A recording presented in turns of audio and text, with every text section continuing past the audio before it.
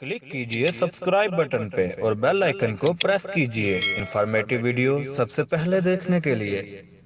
अस्सलाम वालेकुम वरहमतुल्लाहि LM team books YouTube channel की जानब से एक नई वीडियो के साथ आपकी खिदमत में हाजिर हूं। पासपोर्ट को रिन्यू करवाने के हवाले से बहुत से लोगों में काफ़ी ज़्यादा गलत फहमियाँ पाई जाती हैं, तो इंशाल्लाह आज की वीडियो में आपको वो सारी चीज़ें जो आपके जहन में सवालात आते हैं वो सारे क्लियर हो जाएंगे और उसके अलावा आपको मुकम्मल ये भी पता चल जाएगा कि पासपोर्ट को रिन्यू करवाने के लिए क्या क्या चाहिए होता है और उसके बाद आप इसको आसानी के साथ खुद भी कर सकते हैं, किसी को भी अजाफी पैसे दिए बगैर। यानी कि आपको किसी से भी अप्लाई करवाने की ज़रूरत नहीं पड़ेगी, आप खुद भी कर सकते हैं। जरूरी नहीं है कि आप एम्बेसी में जाएं, कॉन्सुलेट में जाएं या किसी ट्रैवल एजेंट के पास जाएं या किसी को भी आप बोलें मेरे पासपोर्ट रिन्यू करने की एप्लीकेशन सबमिट कर दो, तो आप खुद भी आसानी के साथ कर सकते हैं। तो बिना टाइम वेस्ट किए हम चलते हैं टॉपिक की जानब। सबसे पहले मैं आपको ये चीज क्लियर कर दूं, पहले जैसे कि जो हमारा पुराना पासपोर्ट होता था उसको हमें जमा करवाना पड़ता था या उसके ऊपर कैंसिल की स्टैंप लगवानी पड़ती थी, यानी उसको कैंसिल करवाना पड़ता था। और दूसरे नंबर पे लोग जो हैं अभी भी अपने पुराने पासपोर्ट को अपने नए पासपोर्ट के साथ रखते हैं कि यानी उसको अटैच करके रखते हैं। तो मैं आपको ये क्लियर करता चलूं कि सबसे पहले ये कि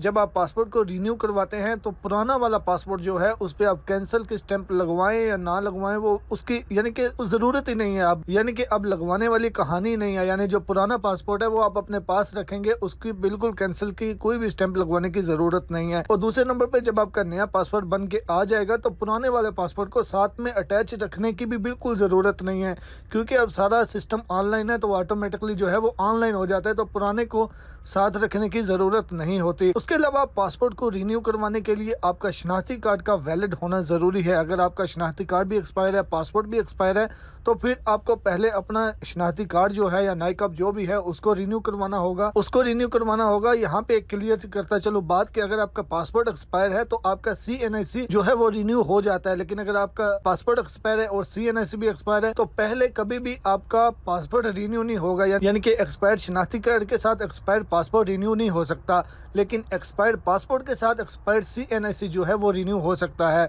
यानी पहले CNIC को रिन्यू करवाना होगा, उसके बाद पासपोर्ट को रिन्यू करवाना होगा। अगर आपका पासपोर्ट गुम हो चुका है तो फिर आप उसको ऑनलाइन रिन्यू नहीं कर सकते, ना ही उसको आप ऑनलाइन रीप्रिंट के लिए एप्लीकेशन दे सकते हैं। हाँ, अलबत्ता अगर आपका शनाख्ती कार्ड गुम हो गया तो उसको आप ऑनलाइन दोबारा मंगवा सकते हैं। पासपोर्ट को रिन्यू करवाने के लिए आपका पासपोर्ट आपके पास होना लाजमी है। उसकी वजह ये है कि पासपोर्ट के वो किसी भी एक पेज की पिक्चर मांगते हैं, मतलब पेज नंबर 6 भेज दें, पेज नंबर 9 भेज दें, कोई भी एक, तो वो ऐसा तभी मुमकिन होता है जब पासपोर्ट आपके पास हो, क्योंकि वो 3-4-5 मिनट के अंदर अंदर हमने उस पेज की पिक्चर बना के सबमिट करनी होती है, तो इसलिए उसका आपके पास होना जो है वो बहुत ज़रूरी होता है। उसके अलावा पासपोर्ट को रिन्यू करने के लिए या शनाख्ती कार्ड को रिन्यू करने के लिए आपके पास प्रिंटर या स्कैनर का होना बिल्कुल भी ज़रूरी नहीं है, क्योंकि हर सिटी में हर कंट्री के अंदर आपको प्रिंटर शॉप मिल जाती है।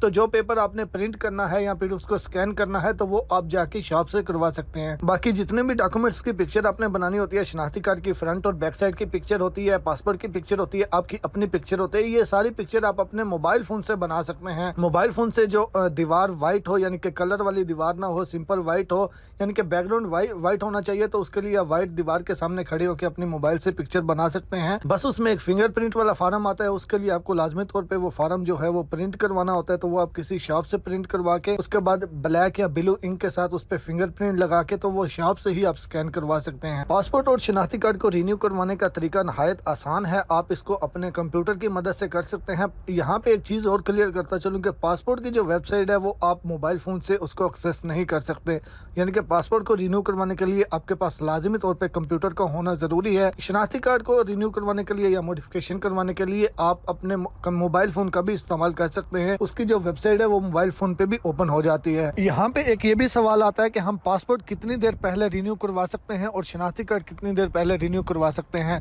तो पासपोर्ट आप 7 महीने अगर आपका पासपोर्ट रहता है एक्सपायर होने तो आप फिर भी उसको रिन्यू करवा सकते हैं। अगर 7 महीने से ज़्यादा टाइम रहता है तो फिर आप उसको अभी रिन्यू नहीं करवा सकते, यानी कि मैक्सिमम इसका टाइम जो है वो 7 महीने अगर आपका पासपोर्ट रहता है तो फिर आप उसको रिन्यू करवा सकते हैं, या फिर एक्सपायर हो चुका है तो फिर भी आप उसको रिन्यू करवा सकते हैं। लेकिन शनाख्ती कार्ड के लिए ये शर्त नहीं है। शनाख्ती कार्ड अगर आपका 4, 5, 6 जितने साल भी अभी रहता है तो आप फिर भी मॉडिफिकेशन कैटेगरी में अप्लाई करके उसको दोबारा आप हासिल कर सकते सकते हैं, यानी कि उसकी आप डेट बढ़ाना चाहते हैं तो आप उसको फिर भी कर सकते हैं। उसके लिए कोई टाइम लिमिट नहीं है कि 3 महीने 6 महीने या एक साल रहता तो आप करेंगे, ऐसा नहीं है। आप उसको अप्लाई कर सकते हैं जब आप चाहें। अभी चाहे 7 साल ही क्यों ना रहता हो, आप फिर भी उसको मॉडिफिकेशन कैटेगरी में अप्लाई करके अपनी पिक्चर चेंज करना चाहते हैं, सिग्नेचर चेंज करना चाहते हैं, कुछ भी करना चाहते हैं तो आप उसको दोबारा से इस तरीके से अप्लाई कर सकते हैं। यहाँ पे एक और चीज क्लियर करता चलो, शनाख्ती कार्ड में आप मॉडिफिकेशन ऑनलाइन कर सकते हैं, लेकिन पासपोर्ट में आप मॉडिफिकेशन ऑनलाइन नहीं कर सकते। तो अगर आपने पासपोर्ट या शनाख्ती कार्ड रिन्यू करना है तो आप अपने किसी दोस्त की हेल्प ले लें जिसके पास कंप्यूटर है। इसके लिए आपके पास कोई भी किसी भी कंट्री का वीजा या मास्टर कार्ड भी होना जरूरी है पेमेंट करने के लिए।